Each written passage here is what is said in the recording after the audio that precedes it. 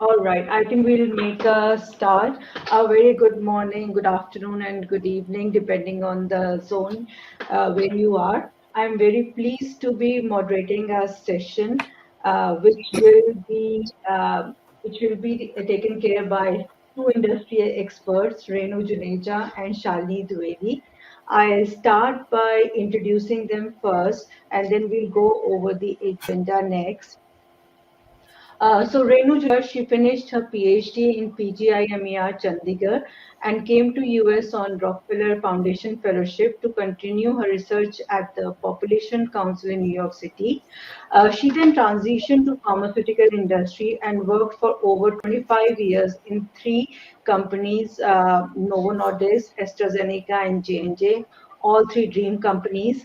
And she's recognized as a leader, a coach, and a mentor with a passion for building high performing teams, and she functions across various domains including regulatory writing, publications, medical education, FinOps, and so on.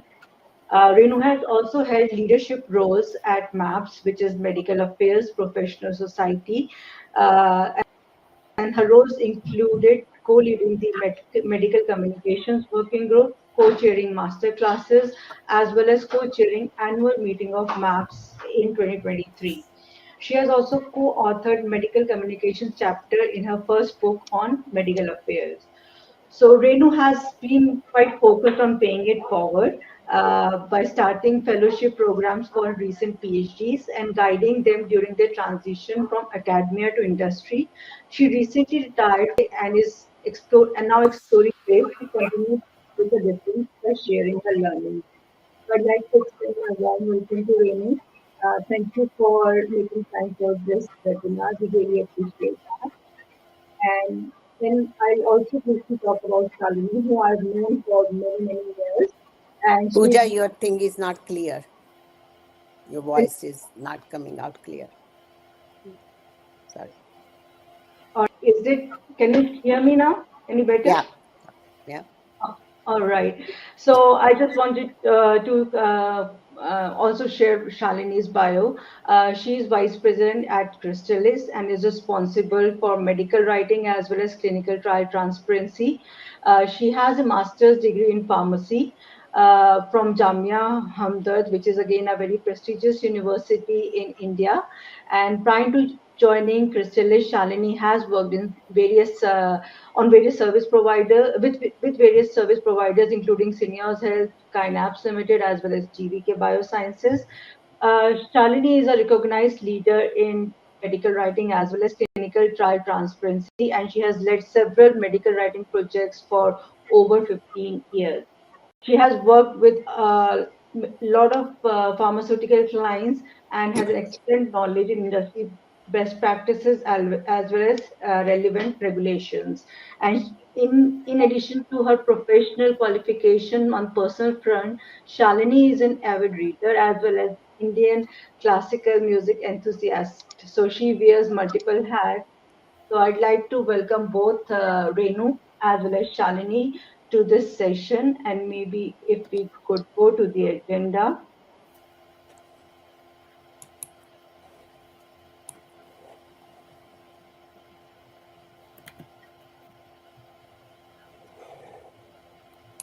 I think it's the first You can slide. see the agenda, Pooja? No, I can still see the first slide. I don't know, Renu, if you could see the agenda. No.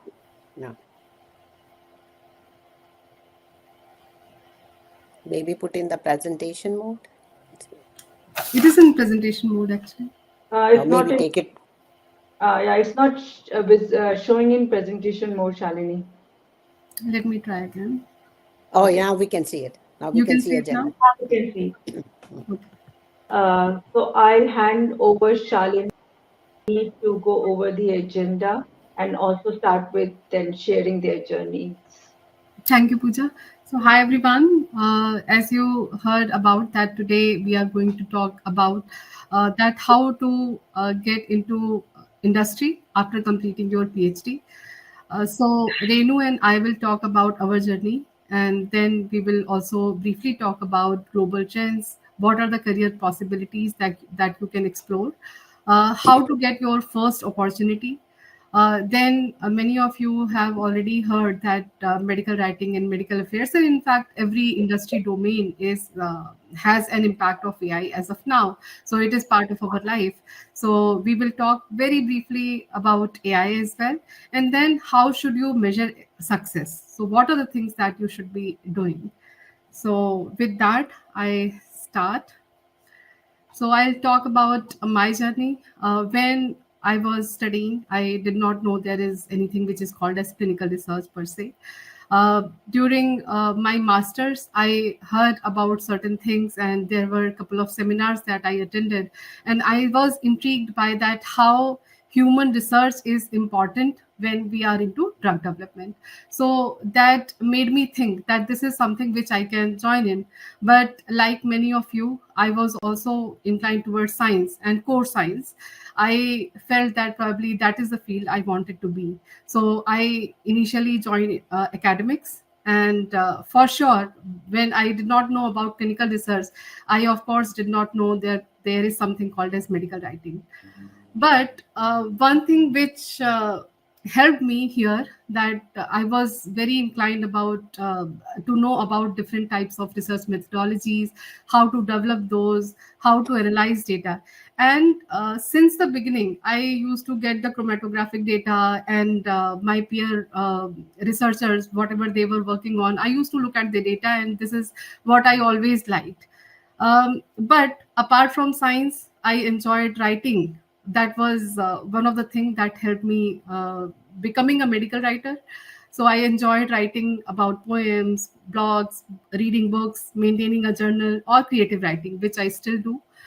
So when I was in academics, I started teaching pharma students, and later I joined a clinical research training institute, where my head of the department, he identified my skills, and he felt that probably I can be developed into a medical writer. So he mentored me on certain regulatory guidelines, and I gradually made it happen as I really liked learning about it. So I learned pay it forward from him, because he also had joined from academics to, he also had changed his industry from academics to corporate. So I pay it forward now today to you all, and I will share my whatever I have learned today with you. I'm still learning, because those who are in medical writing domain, they know that learning never ends. So every day we are working on new therapeutic areas, so we have to learn. Every day we are working on a new type of document, so we have to understand the intricacies of writing that particular document.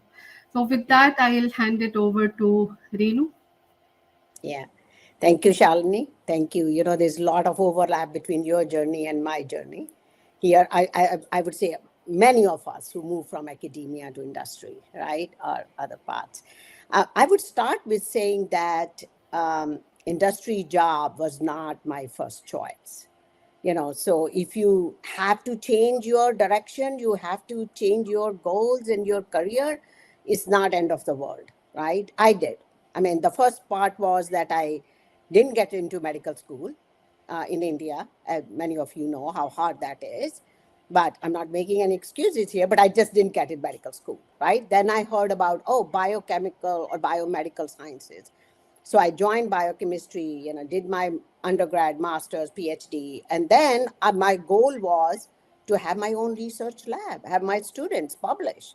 That's all I wanted to do. And that's why I came to US, to Population Council, Rockefeller University first for 2 years. And then met a professor, wrote a grant with him, which got funded for 3 years.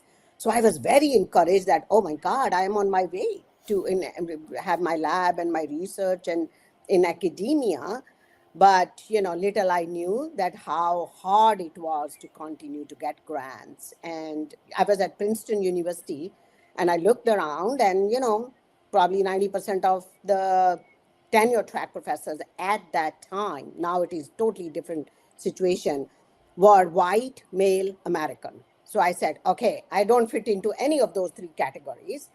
And, you know, I had two daughters by that time, and I was literally working overtime and living under poverty line, right? with postdoc fellowship. So I said, okay, something needs to change. So first direction, medical school, I didn't get in, but the second one, I chose to walk away, right? When I really looked at everything and I said, this is not going to work. So it was very, very hard because that was all my passion. That's what I wanted to do. And by that time, I think I had 25 papers published in peer-reviewed journals. So it was, I thought I was on my way, but looking at everything, it took a lot of courage. And I still till today give, real thanks and gratitude to my husband, who said, don't look back what you did in 30 years, look forward what you want to do next 30 years, right? So I walked away, and like Shalini, I didn't know anything about medical writing, and learned and got in, and was very surprised that somebody's going to pay me to write, which in academia, we were actually doing it on the evenings or weekends, right? So rest is history. Spent 16 years at Novo Nordisk, 3 years at AstraZeneca, and then almost 7 years at J&J. And every place I went, I built high-performing teams. I must have hired over 150. After 150, I just lost track of, and most of them PhDs. Most of them PhDs as medical writers, medical communication, publication managers, and all that stuff, right? And I was very driven to start fellowship programs, postdoctoral, because in US at least, you see number of fellowships for PharmDs, but very, very few for PhDs. And I'm so pleased to hear that Crystallis is already ahead of the game in that you guys already have a program where you bring in fresh people and rotate them through different functions. And, but even in US, it is kind of catching up. But if any one of you on this webinar has the power to start a fellowship program, I would say, let's talk. Start the program and you will never regret it, because it becomes your pipeline of talent. Big time, right? And also that, I have been, as Pooja said, most of my learning and development and growth has come from professional societies, ISMAP or MAPS. And, as again, Pooja said, I recently retired from J&J, looking for my next chapter. And one of the chapters will be what I am doing today on this webinar, that helping PhDs get into industry. It hasn't taken full shape yet, but stay tuned for that. Yeah, thank you. Next slide. Yeah, so I'll start the global trends. First thing in publications, right? There was a time as a medical writer or a publication writer when we published a paper in Lancet or JAMA or New England Journal of Medicine or other high-tier journal, Diabetes Care or other journals, we would say, okay, our work is done, right? We published in the high-tier journal, now it will take it from there. No, not anymore, right? Just close your eyes and think about it, that 6,000 manuscripts are published every single day.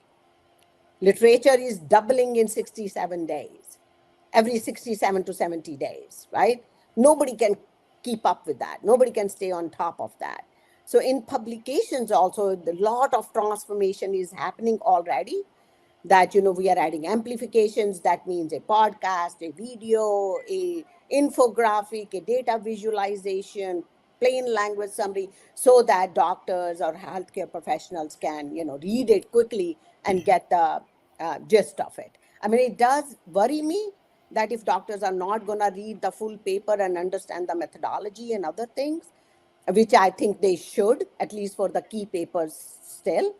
But, in order to keep up with that everything, it is very, very important that we add all these amplifications and enhancements to these publications. And the second big thing is, you must have heard or not have heard that medical affair is a bridge between R&D on one side, that does the clinical trials and submits the BLA or NDA to FDA or other regulatory authorities to get, approval, and commercial is on the other side, right? So it was considered to be a bridge.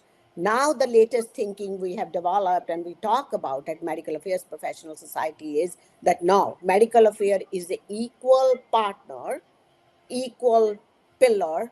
On one side is R&D and on other side is commercial, right?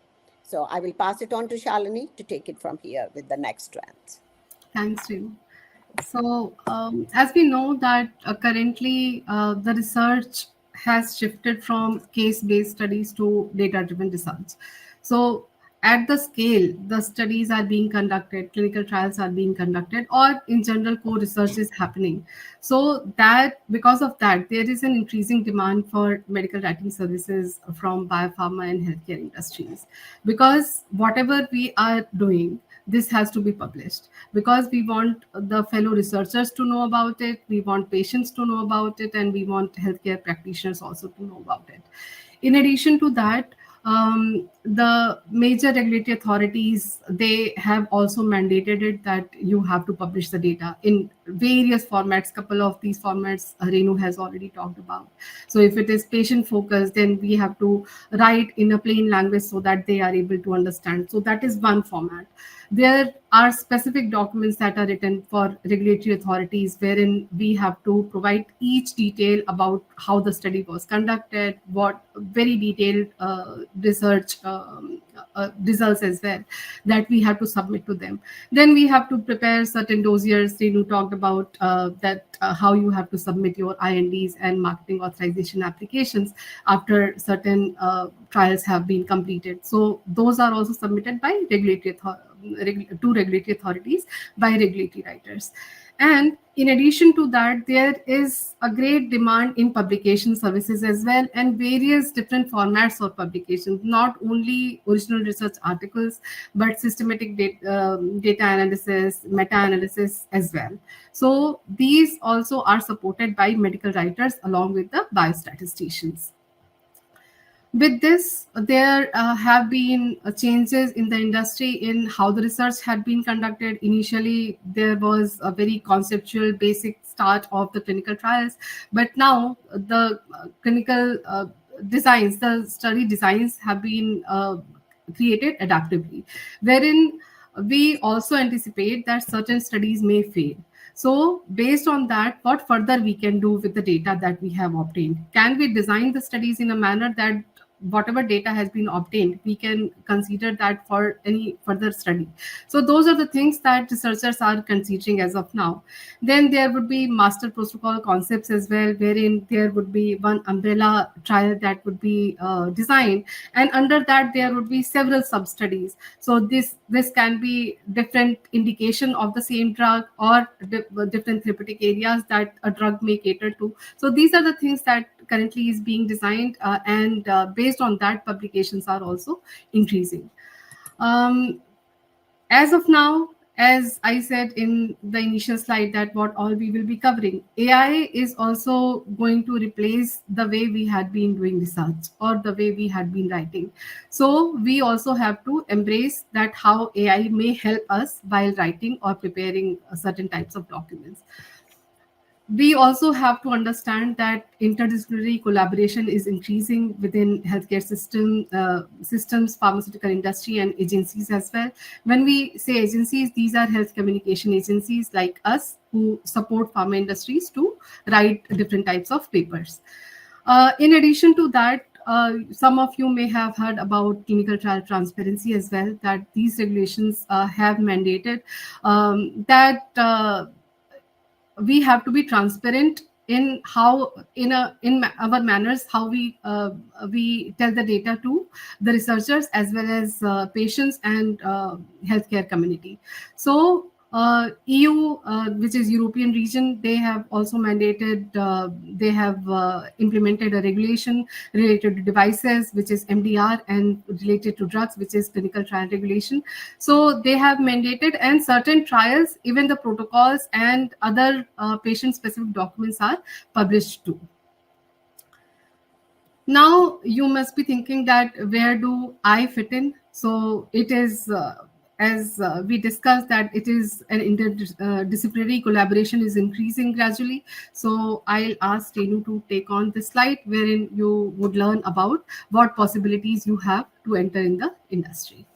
Yeah, thank you, Shalini. Thank you. So this is the money slide, right? here, and it's not exhaustive list here because there's no way we could put everything in here, right? So you see, I am representing pharma side and Shalini is presenting agency side. So you do see pharma on one at the top, and the agency, the roles that may be available in the agency at the bottom of the slide, right? So in R&D, there are clinical scientist roles. There is a medical writing role. There's a safety writer roles. Submission writer roles. Sometimes it's the same writer. Sometimes in different companies they are different writers because of depth and the knowledge and the years of experience they have under their belt. Now recently I have also seen in pharmaceutical companies PhDs taking on medical director roles. They used to be only for MDs, but now I have seen PharmDs as well as PhDs taking on those medical director roles in there. I mean, the sign off on those clinical trials or sign off on the safety reports is still MDs because they have clinical experience, but more and PharmDs and PhDs are getting into those roles. Now, as I'm talking about R&D, I will also like to mention, which is not here, is regulatory affairs, right? So people who talk to regulatory agencies in Europe, Japan, China, India, or in US, FDA, many of those directors who have direct communications with FDA are PhDs. So, you start as a regulatory affairs associate and go up the ladder to become director, senior director, and other roles, right? So there are a lot of roles in regulatory affairs.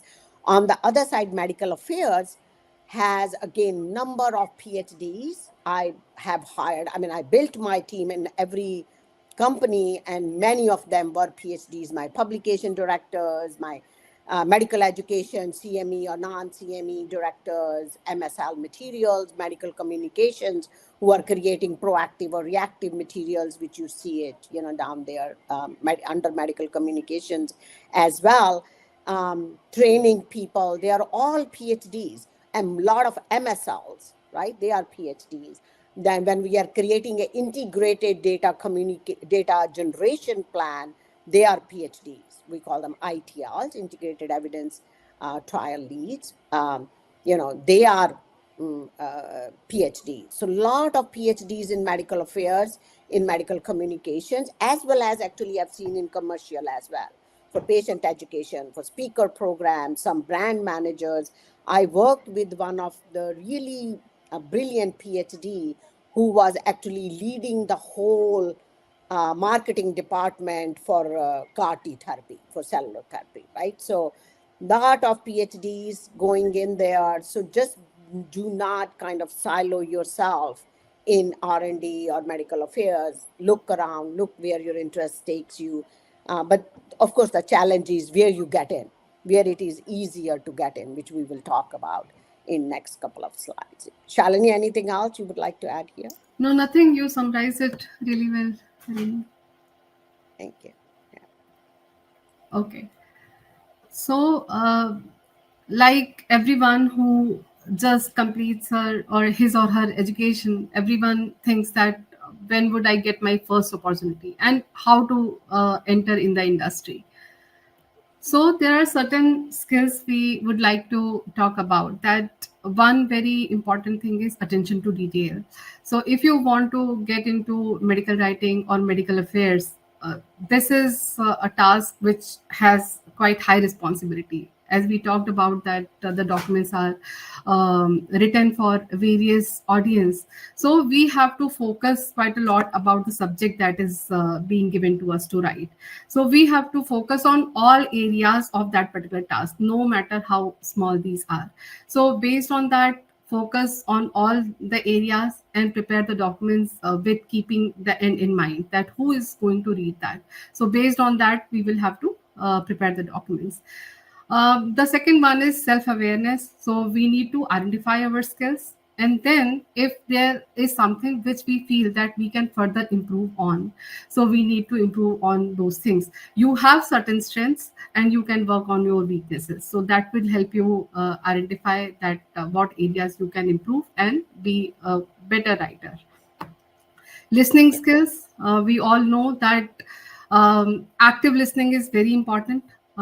We have to focus what is the task being given, what is needed from us. So based on that, we will be able to understand things only when we have active listening skills as well. As a medical writer, I have understood that, and this everyone learns in a hard manner, that acceptance to criticism comes with practice.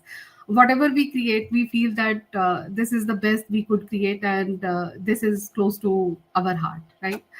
Then, when somebody else reads it, that person would tell us that whether they were able to understand it or not, right? So acceptance to criticism is something that all medical writers should have. In fact, researchers should have. If we have designed something, probably we are able to understand that. But if we are not able to make others understand about it, then probably we have to improve on those things. So acceptance to criticism is very important. Then diligence, of course, whatever we are doing, then we have to start thinking that how we have to we have to focus on that first thing, and then we have to, how we have to create those things. So the task that you are going to cater to, then you have to divide it into smaller tasks, and each task have to be completed.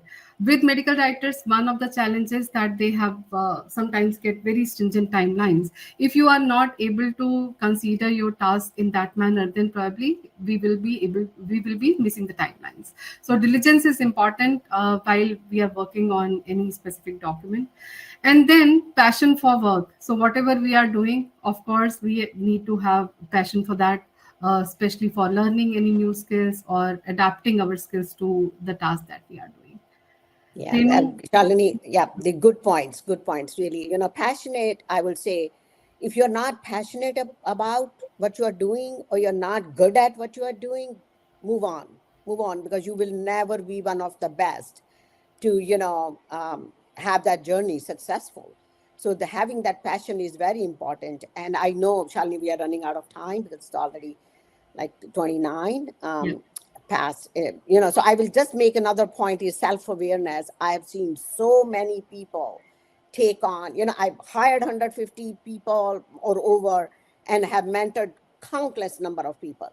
And I see this over and over again, that people say, oh, I want to be a medical writer because my friend is one, or I want to be a MSL because I, can easily get in there, or whatever the reason, right?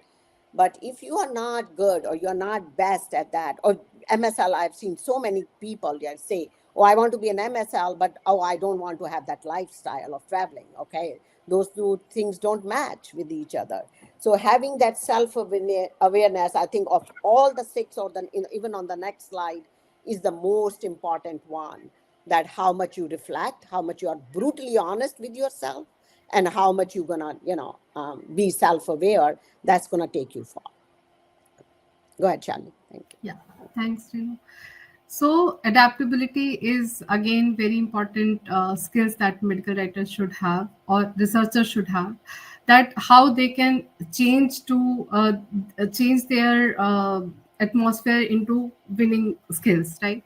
So how adaptable you are to changing things, changing to projects, changing to areas that you are working in. So this is important, because every throughout your life you would not be working on the same thing. So probably adaptability is important for that matter. Authenticity, always be natural. You know that what are the things that you know, and what are the things that you have to learn or get feedback on. Always be collaborative. Learn from others what better they are doing, so we can also collaborate and learn those things. Be ready for difficult conversations. Sometimes you will have to negotiate timelines. Sometimes will have to understand a particular document. So there may be difficult conversations there. So you have to understand that you would be able to understand only when you have empathy and you follow your ethics, right? So I'm not going in detail in this one, but the next slide is very important that Renu would be taking. Yeah. So, this is again something I wish somebody had told me when I was starting my career. Some of these learning or some of these steps are actually looking back, and of course having the advantage of hindsight being 2020, right here. So some of the things that when I'm mentoring people or hire people or talking to people, they come in and they say, okay, I want to be, let's put publication manager. Okay, why? Why you want to be a publication manager? Oh, because I think I'm a good writer. I am a good publication manager. How many you have written? Or two, who was the main writer writing it? Oh yeah, my investigator helped me write that, right? So again, coming to that self-awareness, doing your homework. If you are going to focus on regulatory affairs or medical affairs or medical communication, please dig in, learn about that area, learn about that space, and know for sure that's what you want, and have done a lot of homework and not just picking something out of thin air, right? And be in the driver's seat. Nobody is going to drive your vehicle if you're not in the driver's seat, right? I mean, I always say that job search or getting in industry and changing careers is a full-time job. If you're not spending 8 hours on your desk, doing the work you need to do, then you're not being serious or committed or want to do the work, right, in there.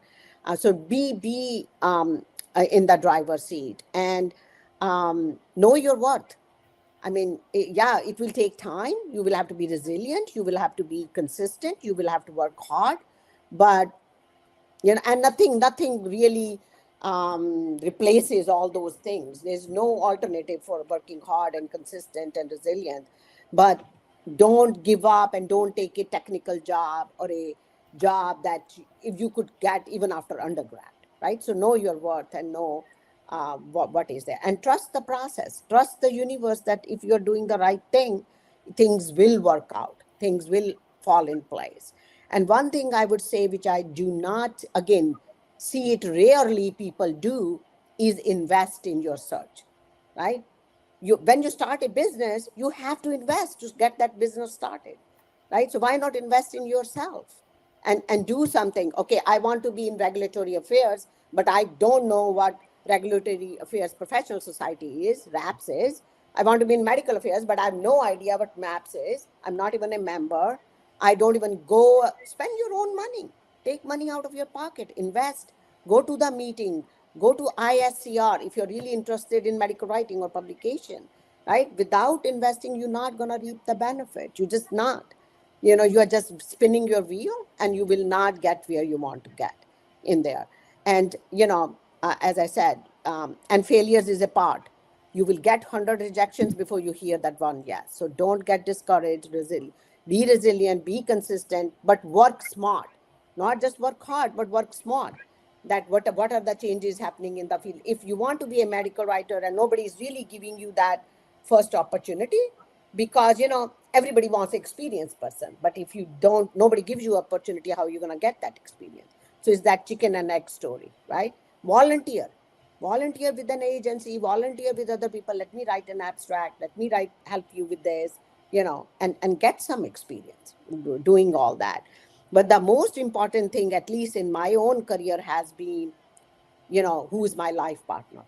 Because that's the person, I mean, young people or even my own 2 daughters, not thinking about marriage because they think, oh, I will think about marriage if somebody's going to add value to my life. Otherwise, I'm fine the way I am, right? So I'm glad younger people are thinking about it and being, really diligent about it. But if you are, then that person is going to make or break your career. So be very, very diligent and careful about who you marry and if that person is going to be behind you all the way or not, right? In there. So next slide, please. Go ahead, Shalini. Yes, we know that artificial intelligence is changing the world, and so it is changing and entering into medical writing as well. So it is helping medical writers in enhancing their productivity, creativity, and cognitive ability. Whatever answers you need to have, you just get a click away. But if we are scientifically oriented and we know the subject, we would be able to understand that whatever the answer we are getting from AI, is it correct or not?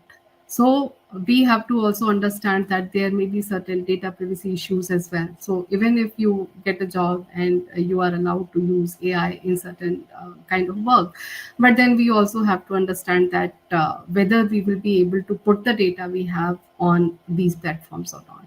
So there are certain issues with AI, but definitely we have to embrace it because this is going to help us in the long run. So, how to measure success? There is no set pattern to measure success, but the things I have seen and I have developed this slide specifically with Renu's help. So, we have to measure our achievements. First thing is we have to create our very clearly defined objectives, what we want to do.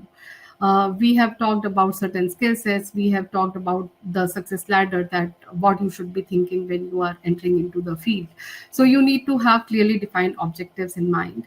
uh, there may be certain objectives which are relevant to the job we are in, but there may be certain focused objectives we can plan for ourselves, whether we want to be a journalist or we want to be a specialist. Of course, that particular element would come when you get your first job. After that, you will identify your skills and you would be able to know that whether you will be able to understand other things that you are doing or others are doing, or you want to focus on one single domain, right? You have on one slide we have talked about different types of domains. So those are the things that you should consider and create your own objectives personally for those. Then evaluate how much you have learned. So based on the writing and communication skills, the document that I had written 10 years back, if I'm going to write it today, probably I know that what are the things or what are the source documents I need.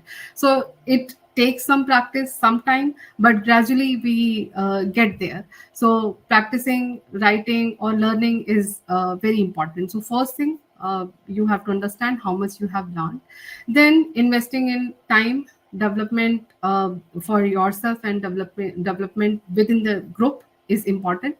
You also will have to acquire gradually the project management skills, because time management, individual tasks, even within the organization you will have internal stakeholders. So time management and project management are equally important, and you will be learning those things when you are in the field.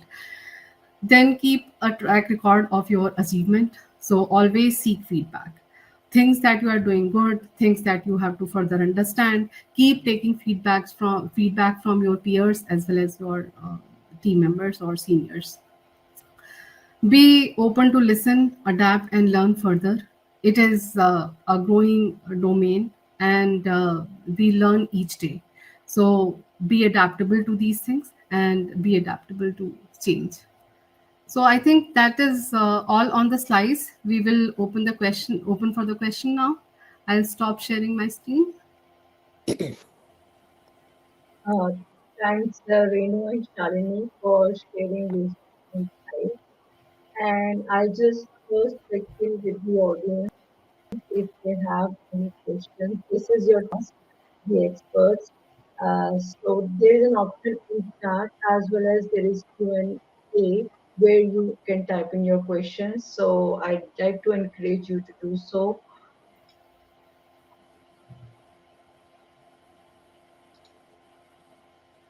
And why? Okay. Thanks, Prachi. We do have a question. So, what Prachi is sharing that she has completed her PhD at JSS University in India, and she currently works in medical review for a healthcare solutions company in the US. She is looking to transition to an in-house medical affairs role at a pharmaceutical company and has been trying for some time. Could you please advise on what she might be missing in her approach?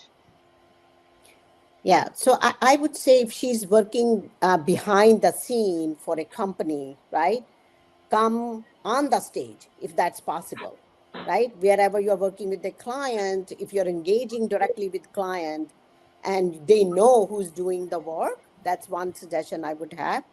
And I mean, and if you're really good at it, I have hired a lot of people from the agency partners I was working with, right?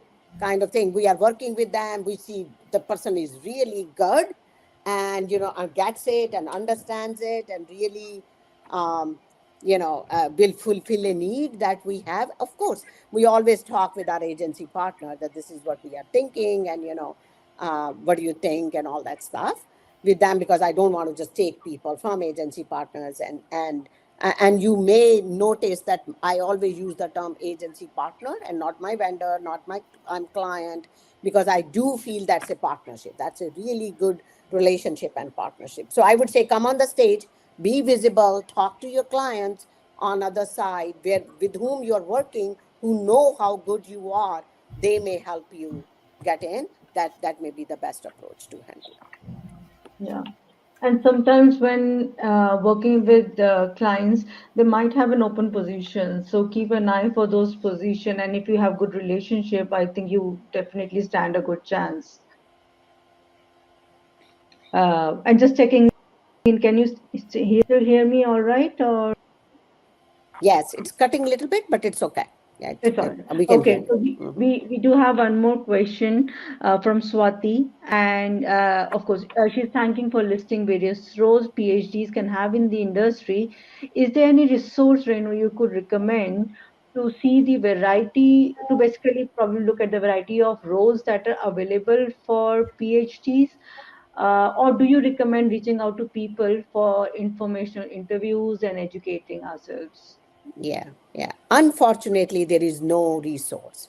But you know what? We can, Shalini and Pooja, maybe we can collaborate and create something. This is a great idea from Swati, right? Maybe we can create a Yeah. one pager or something and post it on LinkedIn or something like that, right? In there. Mhm. But great question. So I would say that for medical affairs, from MAPS, we just published our first book on medical affairs. I think it was in 23. So invest in that book. That gives you chapter-wise chapter what different sub-functions are in medical affairs and what do they do, kind of thing. So at least for medical affairs, you can refer to that book. But informational interview is always a good idea, looking at people. But before you go to informational interview, I would say two things. Do your homework. Know why you are talking to that person.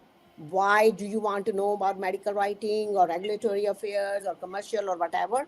Do your homework. And second thing, please do not ask for a job in that informational interview. It is really an informational interview, right? Because I can tell for myself, it just puts me off.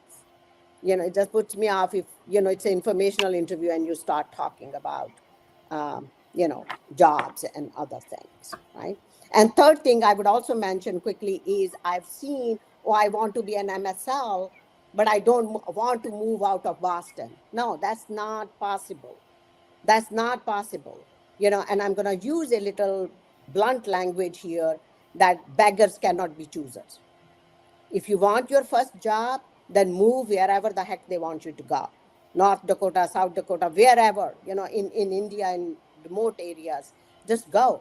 If that job is really important to you and getting your foot in is very important to you, then be open, be flexible, and go wherever they want you to go. Thanks, Renu. And I think we have a kind of related question to this, and also to the point that was mentioned in one of the slide deck about choosing your life partner wisely. So I think Benjamin has a question going back to life partner. If relocation is not an option to one of the biopharma, biotech spaces, any advice? That's first part. And in my particular situation, he's mentioning that he's situated in Houston. So just any advice that you might offer? Yeah, so I will give it from my career journey, right? I worked at Novo Nordisk 16 years. I got at the level where that's the best I could do in US, right? Either I move to Copenhagen or I move out, go somewhere else. Going to Copenhagen was not an option. And now I look back and I say, why not? Right? Why not? I mean, I came from India to US, why not to Copenhagen? But, that time I made the decision not to do it. Then my next job was in Maryland in AstraZeneca. I didn't want to move the family. I didn't want to, uproot our kids were already out of the house, or maybe younger one was still there. But I didn't want to sell the house and buy the house there. Then what did I? But the job was excellent. Job was like gave me 50 people, build a 50 people team, got me in oncology, got me exposure to biomarkers and translational science and other stuff. So what did I do? I commuted. I went every Monday morning. I took an apartment in Maryland. I went every Monday morning and came back Thursday. So if you really are invested in your career, it's not going to be easy. It's not going to be easy. You don't want to move your family? Fantastic. Move, up, go, commute or do other options in there, right? And that job, doing 3 years, that job in AstraZeneca opened up the big time door for me in J&J.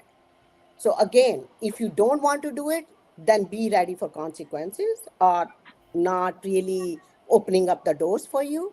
But otherwise, I mean, I see in India too, number of people working in Hyderabad, but living in Bangalore or somewhere else, people go, and it's not a 5 days. I commuted when there was no remote working. This was before pandemic, right? 2014 to 2017.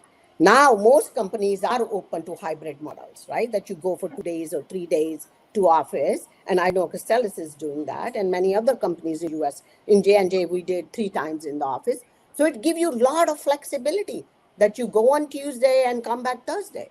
So, but if you're not willing to do that, then, you just be ready to not have those doors open for you. Thanks, Renu. And I hope Benjamin, Renu was able to address your question. I next have a question from Abhishek, and maybe Shalini, you could pitch in here. He is sharing that he was working as a medical reviewer or editor position, and due to some personal reasons, he had to leave his job. But now he's not getting any opportunity. So he just want to understand what is wrong going on. So what should he really do? I think it is always good to consider LinkedIn for connecting with people, because that helps you understand and connect with people, and that would help you identify that there are certain roles that are posted on LinkedIn as well. Sometimes there may be positions within the organization, but these are not posted. So if you have connections there, then you would be able to at least share your CV, and people might consider whenever they have a role. So I think that reaching out to individuals would be important. And we have also seen that we keep receiving quite a number of bios from individuals, and we keep a bank of that whosoever fits in the specific role that we may be hiring next, then we definitely do that. So there are several freelancing opportunities as well for medical reviewers. So I think keep an eye on those. So this is what I can see I can guide currently, Abhishek. Yeah, thanks, Shalini. We are getting a lot of questions, so I'm trying to get through as many as possible in this session. And if not, probably would be good to suggest them ways how they can reach out to both of you when towards the end of the session. So one question from Ruben. Thanks for the excellent presentation. I'm a research scientist at a major US university. All my supervisors have complimented on my strong writing skills. How can I transition from academia to writing roles? So I think this is an excellent question. I don't know, Renu, if you'd like to pick that up first, or Shalini. Shalini, you go first. I'll just add on. Go ahead. Sure. Please. Okay. So I transitioned from academia to industry, and what I observed was that whatever I was doing when I was in academia, this helped me in getting into the industry, because there were certain things that I learned there, writing about research articles and other things. So I would just say that identify the right opportunity, because you are saying that you are in the university as of now. So I would say keep an eye on the opportunities the pharma industry or agencies are posting, and then apply for those. If you have the right skills, you have already been complimented by your supervisors, then definitely you have a bright chance there. Yeah, and I would just add, Shalini, to that I send you writing samples. what you have Yeah. done, right, Yeah. in these things. And other thing is join American Medical Writer Association, join DIA, invest in yourself again, take membership, go and attend the annual meetings there. And, coming from academia to industry may be harder. I'm not saying it's impossible, harder. But if you go from academia to agency partners, medical communication agencies, it may be easier, little bit, right? And talk to medical communication agencies and offer your help, volunteer if you need to, kind of thing. And also know that most of the pharmaceutical companies do have internal regulatory writing writers, but very few publication writers, Yeah. right? So but most of the publication work is done by agencies, but I would say a good amount of or good percentage of regulatory writing work is done by industry writers as well, and of course agency writers too. There's a big hybrid mix there. So just know what you want to do, but invest, get out, meet people, join courses at MWA, DIA, and talk to people in there. I mean, yes, applying sometimes helps, but making those connections and going through those connections will be much more effective in my mind. Right. Great. Thanks, Renu. We have a few more questions. It's good that the audience is engaging and is very inquisitive. So one question from Harshit related to AI. Of course, we all talk about AI these days. He's a PhD and MBA looking for opportunities in the industry. And he personally feels that AI work is going to skim through the resume, to be used to skim through resumes. Do you suggest some ways which we can incorporate in our resumes to surpass the AI process? That's an interesting question. Yeah. So I just saw actually a post by somebody who uses ATS system for resume, that you can actually feed the job description to AI tool and it will really help you with your AI, with your resume, kind of thing. So just, I mean, use AI to help you with AI, right? Kind of thing. I'm not an expert in AI, but I did hear there are a number of postings on LinkedIn how to customize and get the best from AI to customize your resume for every job. Yeah, and even LinkedIn offers an option to create Yeah. resume. But when you use AI using resume, make sure to edit it so that it actually is accurate, because accuracy is really, really important there. Yeah. And just okay, a few more questions. Probably you might be able to take two or three more questions. We are very close to the time. So Swati asking that she's realized that managers are quite important to career progression. Would you have recommendations of what to look out for in managers? Any specific questions you would ask during interviews? Yeah.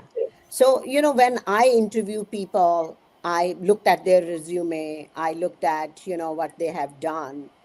So during the interview process, I'm looking at, can I work with this person? Chemistry match, right? I'm looking at their work ethics, asking some deeper questions here and there. And the third thing is basically, um, you know, uh, uh, how can I help this person? What are questions I can answer for this person, from this person. If there are no real deep good questions, I feel that this person hasn't invested enough in doing it, right? So chemistry match, work ethics, and really good insightful questions. And to add to your thing, Swati, manager is the most important person in your career. It's not the salary, it's not the title, it's not the culture of the company. Culture of the company doesn't matter if there is a sucky culture in that manager's team or that manager's person, right? So manager is the most important person in your career. I know, because I have been really benefited from that in my career. I agree with that because mentoring is generally managers' responsibilities. So they look at the skills you already have and then they give you feedback. So if you are accepting those feedback and those critical feedback and working on those, definitely it is going to help you, as well as a manager will have a good team member in their team. Yeah. And that makes me ask one question while we are talking about mentors. So I think the question I have is that how important is it is to find a mentor, and how can I think people who are new in the industry connect with experienced professionals? Yeah. So, I mean, I mentor tons of people on LinkedIn who just reach out to me cold. I never ever refuse a request, but I don't stick with it if I don't see the work from other side, right? And Right. my first request would be read about what is a mentor, a coach, or a sponsor. Three very different roles, three very different responsibilities and relationships, right? I'm not going to go here because we don't have time, but read about it: mentor, coach, and sponsor. And do know, what are you really looking for? Are you looking for coaching? Are you looking for somebody to speak up for you? Or are you looking for a mentor, right? And what are the responsibilities of a mentor and mentee? But people like me and Pooja and Shalini, I think, I mean, I'm speaking on both of your behalf, that we are people who have been blessed to be accomplished in these our careers. We will never refuse a Yeah. request to mentor somebody, or at least have the first conversation. But you need to again know what do you want, why you're talking to this person, what is the objective, and what are you looking for, the outcome, and then do the homework that person tells you to do, right? Yeah. Uh, And yeah, Shalini, go ahead. just wanted to add to this that Renu had already talked about certain professional organizations like DIA, EMWA, and MAPS. So many of these also have mentorship programs. So if you take a membership from that, definitely you will be able to get a mentor there as well, who may be able to support you in your career for sure. Sure. And probably one last question is what advice would you like to give to those looking to stay ahead in this dynamic field? I'll ask both of you to share your views on that. Yeah. So, I would say learn, just learn and grow, right? Just learn and learn. When I am looking for a job, I mean, in the beginning of my career, I was not focused on the right things. I'm going to confess, but as soon as I got my head together, whenever I'm looking for a job, my first thing is how much I'm going to learn. If the job is exactly the same what I'm doing now, I'm not interested, right? Every job I have looked at least 50% of the job was that I've never done before, or it was something new to learn, right? So first thing is always learning. Then second thing is manager. Of course, you feel it. You're sitting with the person, you're hiring manager, you're talking, you feel it if it's going to click or not going to click, right? And that, of course, the third thing is your compensation and package and everything. And Shalini? just spend time in what you are doing, stick to that particular Yes. thing for some time. That's important, because we see that sometimes people switch as soon as possible, or they get a new opportunity. But Yeah. if you have not spent time on certain thing for quite some time, then you would not be able to understand the nitty-gritties of that. Yeah. Very well said, Shalini. Yeah. No, thanks a lot to both you, Renu, as well as Shalini. And I think getting some really good comments in the chat. And I think one question that has been asked probably more than once is how to connect with us. How So, to Yeah, I mean, send me an invite on LinkedIn. That's the best way to connect with me, at yeah. least. Yeah. Be patient, because I just retired, so I'm looking for my next chapter too. Just be patient. But as I said, I never refuse to connect with anybody, from to help or to have a conversation. Yeah. Same with me. Yeah, so what we suggest that we all three of us are on LinkedIn, so feel free to connect with us, send us your queries, and we'll try our best to get back to you as soon as possible. We really want to help new joiners in this field, and also experience as much as we can help. So yes, feel free to get in touch with Yeah, so us Pooja, through if I can LinkedIn. just add, but especially for me, and I'm sure Shalini would say the same thing, when you are sending an invite, please do write a couple of sentences on why Yeah. you want to connect. Yeah. right?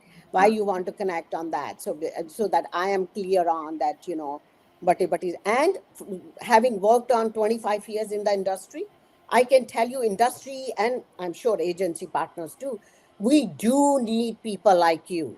We are understaffed with PhDs and scientists, and we do need you. So just know that, have that leverage in mind. We do need you. And the 19 postdoctoral fellows who went through my 3 fellowship programs, I hired 17 of them back in my team. So it's a great talent pipeline for me as well. So, just know that. And as Pooja said, we would love to help in your journey.